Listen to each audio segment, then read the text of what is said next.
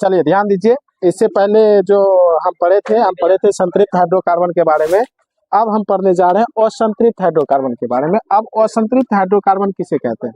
यदि कार्बन परमाणुओं के बीच द्विबंधन या त्रिबंधन द्वारा जुड़ा होता है, यदि कार्बन परमाणु द्विबंधन या त्रिबंधन द्वारा जुड़ा होता है तो उसी को हम क्या कहते हैं? असंतृप्त हाइड्रोकार्बन कहते हैं। अब ये भी कितने प्रकार के होते हैं? दो प्रकार के होते हैं। ये भी कितने प्रकार के? दो प्रकार के होता है। एक होता है एल्कीन। क्या होता है? एल्कीन। दूसरा होता है एल्काइन। दूसरा क्या होता है? एल्काइन। ठीक है, पहला हो गया आपका एल्कीन, दूसरा एल्काइन। अब एल्कीन का जो सामान्य सूत्र होता है वह होता है CnH2n। एल्कीन का सामान्य सूत्र CnH2n और एल्काइन का सामान्य सूत्र होता है CnH2n -2 होता है। ठीक है, अब आइए, अब हम क्या करेंगे? अब इसके जो भी सदस्य हैं इसका नामकरण करेंगे। कौन सा नामकरण? यूपेक नामकरण।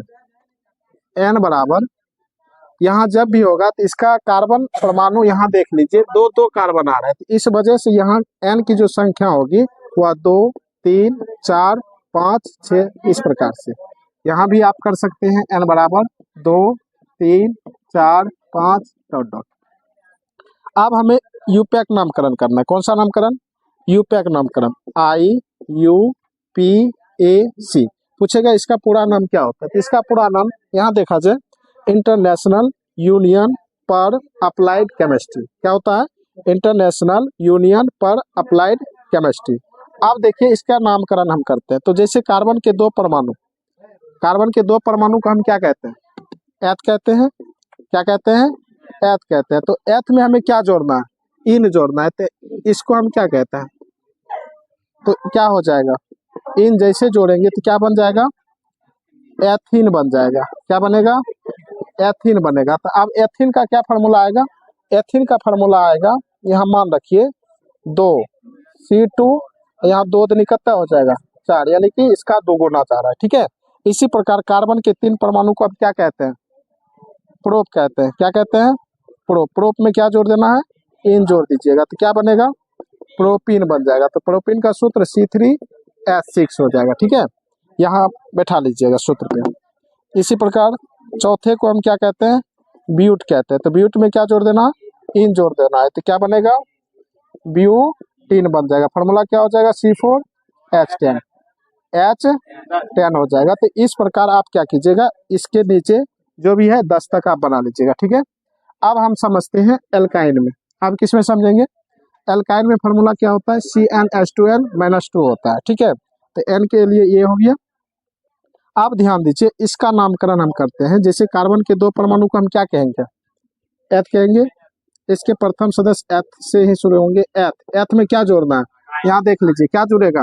आइन जुड़ेगा। आइन, तो क्या बनेगा? एथाइन। क्या बन जाएगा? एथाइन। एथाइन बन गया। इधर हम एथाइन। एथाइन का फार्मूला क्या आएगा? एथाइन का फार्मूला हो जाएगा C2H2 हो जाएगा। ठीक है, इसी प्रकार से आप दूसरा का निकाल सकते हैं